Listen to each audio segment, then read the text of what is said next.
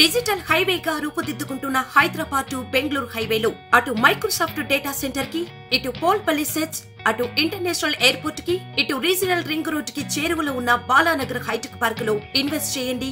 భవిష్యత్తు బంగారుమయం చేసుకోండి. Contact number 8500155255.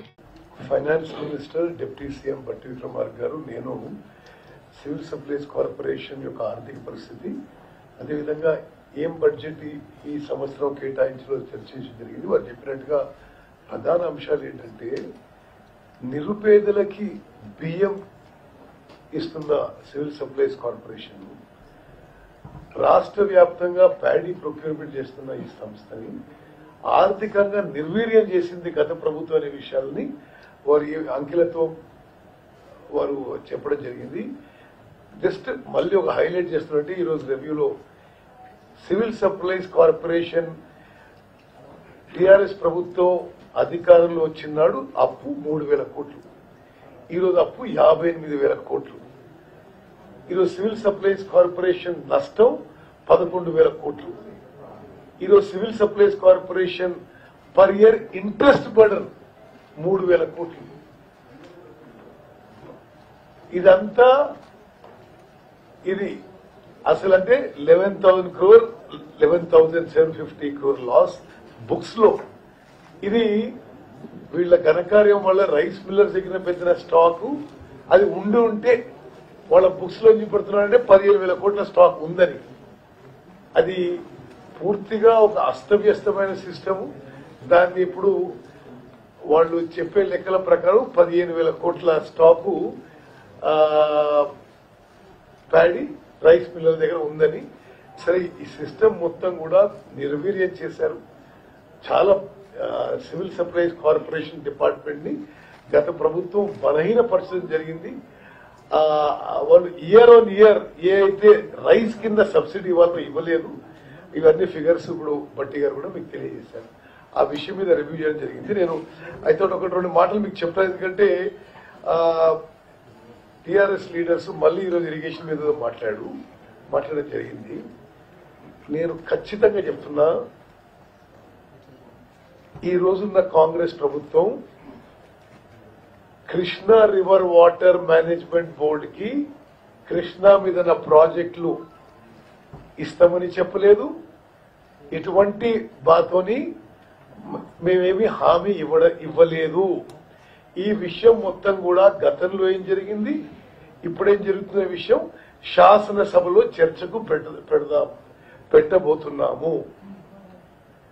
అసలు మొత్తం ఏమైనా తప్పు జరుగుంటే వాళ్ళ హయాంలో జరిగి, అదేదో ఇప్పుడు మేము వచ్చిన 40 రోజుల్లో ఏదో మేము తప్పు చేసినట్టుగా వాళ్ళు చిత్రీకరించడం, ఇది చాలా తప్పుడు మాటలు. నిన్న హరీష్ రావు గారు, ఈరోజు నిరంజన్ రెడ్డి గారు ఏదో కృష్ణా రివర్ మీద ఉన్న ప్రాజెక్టులు ఏదో మేము మేనేజ్మెంట్ బోర్డుకి ఇస్తున్నట్టుగాను ఏదో అని చెప్పడం, ఇది పూర్తిగా అబద్దం, అవాస్తవం. ఇవన్నీ దీంట్లో ఏమీ అసలు ఏ మాత్రం నిజం లేదని చెప్పి నేను మనం చేస్తాను. 2-3 విషయాలు వాళ్ళని అడగదలుచుకున్నాము. మీ 10 ఏళ్ల కాలంలో కృష్ణా రివర్ వాటర్ తెలంగాణకి ఎందుకు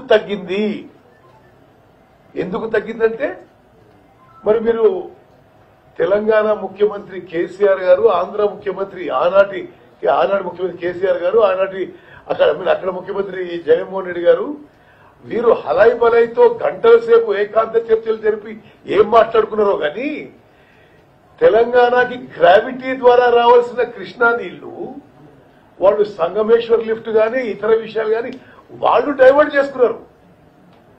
టిఆర్ఎస్ పరిపాలనలో టిఆర్ఎస్ ప్రభుత్వానికి, జగన్మోహన్ రెడ్డి ప్రభుత్వానికి మంచి సంబంధాలు మెయింటైన్ చేస్తూ, ఆనాటి ఇక్కడ సీఎం కేసీఆర్ గారు, అక్కడ సీఎం జగన్మోహన్ రెడ్డి గారు గంటల సేపు చర్చిస్తూ తెలంగాణకి రావాల్సిన గ్రావిటీ ద్వారా రావాల్సిన కృష్ణా నదీ జలాలు వాళ్ళు అక్రమంగా ఇల్లీగల్ ప్రాజెక్ట్స్ కట్టుకొని తీసుకుపోతుంటే నోరు మెదపని మీరు ఈ రోజు మీరు మాట్లాడడం చాలా విడ్డూరంగా ఏం రావులు అవునా కదా.